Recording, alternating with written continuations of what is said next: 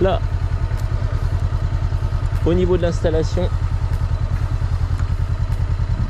il faudra toujours se coller bien à la ligne à l'extérieur sur la gauche.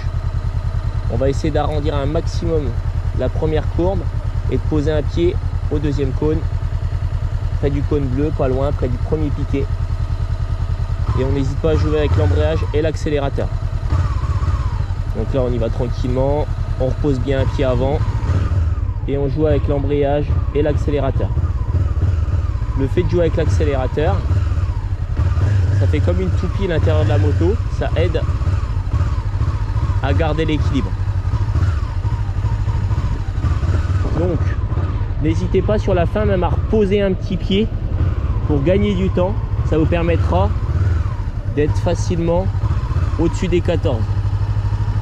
Une fois qu'on est sorti, on souffle bien, on y va tranquille. Là des fois on arrive un peu vite et on risque de toucher un cône. Donc surtout ne jamais toucher un cône de l'évitement. Le demi-tour arrêt, on arrive doucement et on déclenche notre virage au niveau du cône orange. On s'arrête avant le cône bleu et l'avantage qu'on a, c'est qu'on peut poser des pieds autant de fois qu'on veut une fois qu'on a déclenché le virage. Quand on commence à repartir, on met bien le guidon à fond. Ce qu'il faut, ça va être de regarder le regard vers le premier cône du slalom. Ça c'est important. On n'hésite pas à bien souffler et à reposer le pied. Le pied, on va céder à... On a le droit de le poser jusqu'au cône orange. Donc là, on n'hésite pas, on va poser le pied jusqu'au cône orange. Donc on redémarre, on joue avec l'embrayage et l'accélérateur tout le temps. Et comme ça, on peut y aller tranquillement.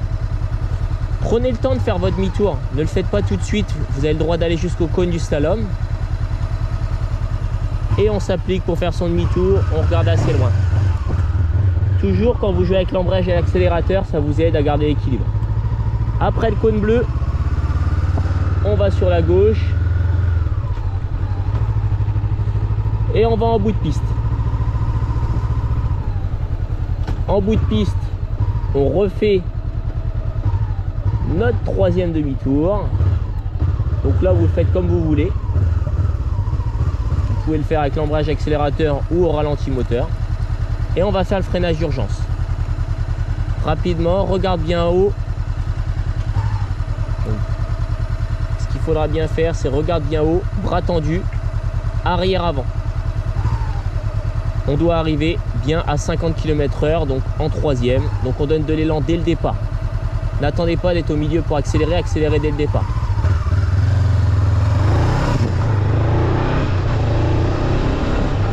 Là, je lâche les gaz. Arrière avant, bras tendu, et ça permet en plus de retenir le passager quand il y a un passager derrière vous. En général, on sent tout son poids. Là, avant de repartir, soufflez bien, mettez bien la première. Le passager après montera. On va directement sur la droite pour finir devant les cônes. Donc, jouez avec l'accélérateur et l'embrayage. Allez-y tranquillement. Et là, ce que vous faites, vous pouvez aller coller la ligne avant de déclencher le virage. On regarde les cônes et après on regarde la sortie. Le fait de jouer avec l'accélérateur et l'embrayage vous permettra toujours de garder l'équilibre. Comme j'ai dit tout à l'heure, ça fait un peu comme une toupie à l'intérieur de la moto. Là, on finit le parcours, le passager descend.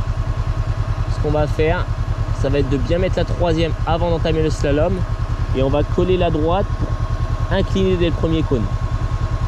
Souvent on arrive trop vite dès le départ et du coup on ralentit au cône bleu. Ce qu'il faut, c'est arriver en troisième en restant assez progressif et de garder les gaz au cône bleu. Donc là on souffle bien. Deuxième, troisième et on incline dès le départ. Et regardez, si je réaccélère, là je suis à 47-48 compteurs. Ce qu'il faut surtout faire, c'est bien arriver doucement à la fin pour faire le demi-tour. Souvent on n'ose pas freiner, c'est pour ça que le freinage d'urgence est important. Ensuite on arrive à l'évitement. Donc là bien sûr on n'a pas le droit de s'arrêter, tout doit se faire en une traite.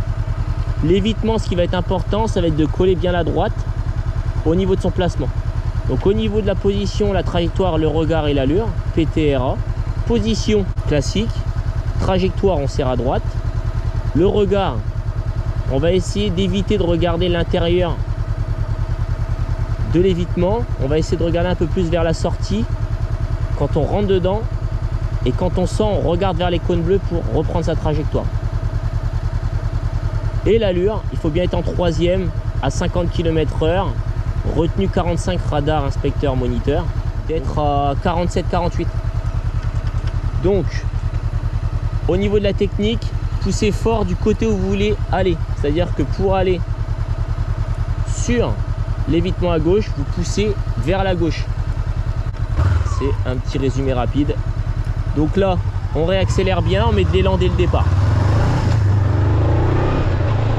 Lâchez les gaz au cône bleu et arrivé dedans, hop, on pousse et on revient. Et on s'arrête ici. Et l'examen est terminé.